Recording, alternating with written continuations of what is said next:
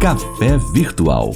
Apresentação: Regina Helena. Um programa da Sexta Igreja Presbiteriana de Uberlândia.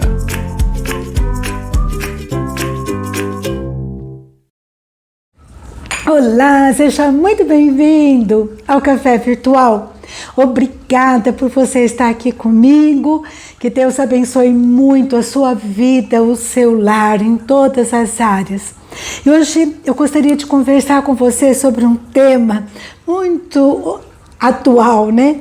Controle na mão. Quando eu era pequena, eu não tinha televisão e eu amava, né, assistir televisão, e eu ia na casa de uma tia que tinha televisão e ela sentava perto do aparelho, e quando apareciam os anúncios, né, as propagandas, ela diminuía o volume. Mas eu ficava tão triste, eu queria ver tudo, eu queria ouvir tudo, né? Porque a televisão era uma novidade, era uma coisa tão maravilhosa, né? Para uma criança, uma adolescente, e ela baixava. E hoje, mais do que nunca, né, agora controle remoto, à distância, o homem tem se valido do controle remoto, né, do controle. E isso, de certa forma, representa bem o coração humano. Coração que quer controlar tudo, né? Aumenta a velocidade dos áudios, pula pedaço de seriado, pula episódio. Eu também faço isso. Tem um lado bom, mas tem um lado que a gente precisa se preocupar, porque muitas vezes com essa mania, essa tendência de querer controlar tudo, eu quero controlar a minha vida, a vida dos outros, o que acontece em minha volta. E eu preciso cuidar. Lá em Salmos, capítulo 37, versículo 5, diz assim: entrega o teu caminho ao Senhor, confia nele e o mais ele fará. Deus fala: olha, entrega a tua vida, o teu caminho, entrega o controle da tua vida, do teu caminho para mim. E eu vou estar fazendo o melhor, porque a vontade dele é boa, perfeita e agradável. Mas como é difícil fazer isso, não é verdade? Como é difícil confiar e entregar. Muitas vezes a gente ora, a gente canta, né? Tudo a ti, Senhor, entrego. A gente entrega, mas daí a gente peca de volta. A gente quer controlar tudo. Sabe por quê? A gente se acha, né, autossuficiente, acha que a gente sabe o que é melhor pra gente, aquilo que é bom, aquilo que a gente quer. Spurgeon disse assim: nós estamos dentro de um barco que a gente não sabe pilotar, um barco chamado vida, e a gente fica inquieto, como se fosse o capitão, o timoneiro, mas é Deus quem está no leme, é Deus. Então eu preciso controlar esse espírito, esse manipulador que existe dentro de mim, uma tendência de querer mudar as coisas, o jeito do outro, a circunstância, para o que eu quero, para o que me interessa, para aquilo que eu acho que me favorece, e nem sempre me favorece. E a gente desde cedo faz isso, né? A criança já nasce com um controlinho na mão e ela vai testando, né? Até onde ela consegue controlar seus pais, seus professores, né? Os seus cuidadores. Todo mundo tem um pouco disso, mas há pessoas que exageram, que vai a um extremo, né? Que quer interferir não só na vida deles, mas na vida de todos que estão em volta. Como se fosse uma demonstração assim de poder que satisfaz o seu ego, né? E ele vale tudo para satisfazer a sua vontade, né? E muitos manipuladores extremistas, controladores extremistas, distorcem os fatos, se faz de vítima, põe a culpa no outro, né? Faz o outro sentir culpa.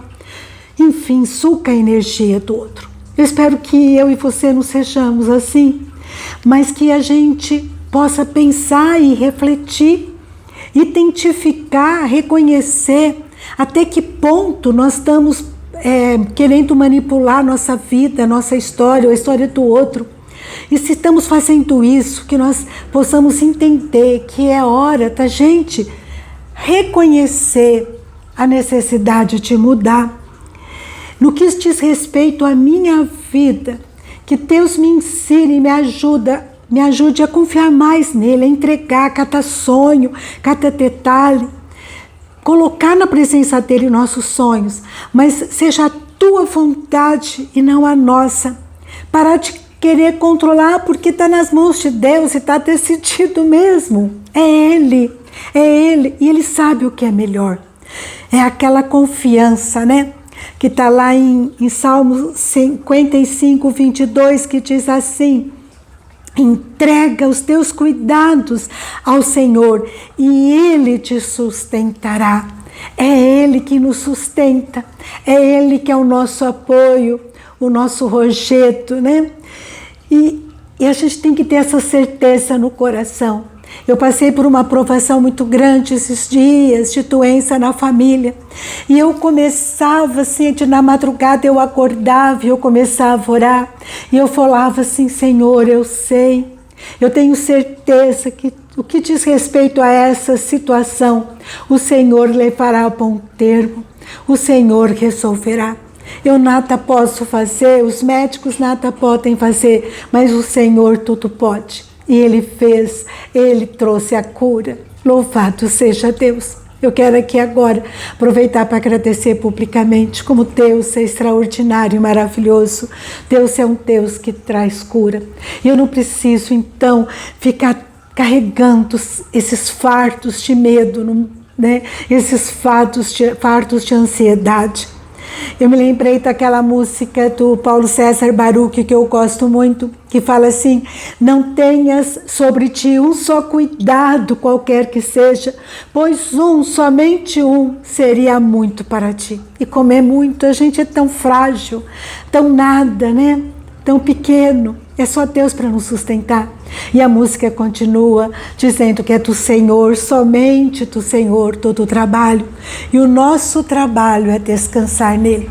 Quando nós paramos de querer controlar tudo e descansamos no Senhor, a gente tem a paz que só Ele pode dar. E Deus pode trabalhar no meu interior e no seu para construir uma história maravilhosa, porque Ele sabe o que é melhor para nós, né? Ele sabe. Da mesma forma na nossa vida, mas também na vida do outro. A gente pode até dar um conselho mediante a palavra de Deus. Todo o nosso conselho deve ser baseado na palavra e clamar a Deus para a direção do outro. Mas não podemos interferir, né? Fazer o outro de fantoche, querer manipular a vida do outro, né? E eu estava pensando nisso, refletindo sobre esse tema, e eu lembrei, nós fomos no Museu do Cairo, e lá tem uma sessão lá de múmias, né? A Sala das Múmias, e nós fomos visitar. E lá tem uma múmia que é de Ramsés II, e acredita-se que foi o faraó que dificultou a saída do povo do Egito, sob a liderança de Moisés. Deus tinha ordenado, ele ficava tentando controlar, tentando negociar, tentando manipular, como se a gente pudesse manipular, controlar Deus. E esse faraó quis fazer isso, né? E esse pensamento me fez refletir, né? Faraó tinha, teoricamente, o controle humano, mas ele não conseguiu fazer nada, porque era Deus que estava no controle, e é Deus que estava no passado no controle, e está hoje no controle de todas essas coisas.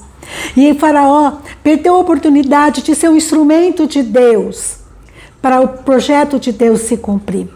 Que eu e você tenhamos sabedoria para sermos realmente um instrumento de Deus, para que o projeto dele se cumpra aqui. Na nossa vida, ser um instrumento de Deus para levar a palavra dele para outro. Perguntaram para um sábio, né? Quantos anos você tem? E o sábio respondeu: eu não sei. Eu sei quantos anos eu já tive, mas ficou no passado, eu já gastei. Quantos anos que eu tenho para desfrutar ainda? Eu não sei. Podem ser dias, meses, anos, mas eu não sei. Eu também não sei quantos anos eu tenho. Mas eu sei de uma coisa. Eu quero e eu peço a Deus que seja usados sob o controle dele, não no meu controle, porque eu vou fazer besteira, não vai dar certo. Eu não sei o que é melhor para mim, eu não sei o que vai acontecer daqui a um minuto. A gente não sabe, nós somos tão frágeis, tão impotentes, né? É só Deus, que Deus controle a minha vida e a sua, e Ele sim tem o melhor. Em Eclesiastes capítulo 9, versículo 10, diz assim, Eclesiastes 9, 10, tudo quanto te vier a mão para fazer, faça-o conforme as tuas forças, porque não há lei para onde tu faz, não há obra, nem projetos, nem conhecimento, nem sabedoria alguma. Eu só peço isso a Deus, para Deus mostrar a sua vontade e me ter forças, coragem para fazer tudo que vier à minha mão, sob a submissão dele, sob o controle absoluto dele, porque ele sabe o caminho certo a seguir, ele sabe o modo da gente andar nesse caminho, e que ele possa me ensinar também a você, que o controle não esteja na minha mão, mas na mão de Deus. Assim, nós seremos, você e eu, bem-sucedidos. Hoje é o tempo de fazermos o bem, não sob a nossa direção, mas sob a direção e o comando de Deus. Amém? Obrigada por você estar aqui, um grande abraço, fica com Deus. E até a próxima, se Deus quiser.